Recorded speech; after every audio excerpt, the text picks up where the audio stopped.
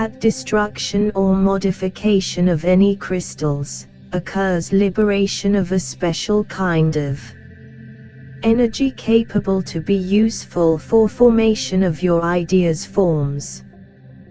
Thawing of ice, dissolution of sugar or salt in water, physical deformation of natural minerals. You can use all these actions to give a material form to your idea. Fill a glass cup with hot water. Add a bit of lump sugar to water. Watch how sugar melt.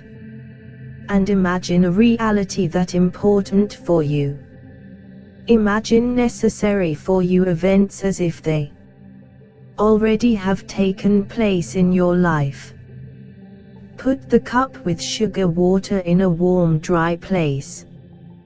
When, in a few days, water has evaporated and sugar has crystallized again, all your internal images, which you created in the moment of destruction of crystals, must pass from a world of illusions to the world of reality.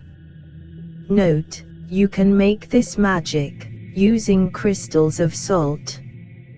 Other method of work with crystals of sugar consists in that you must fill a teaspoon with granulated sugar, and hold it above a flame of a candle so that sugar melts.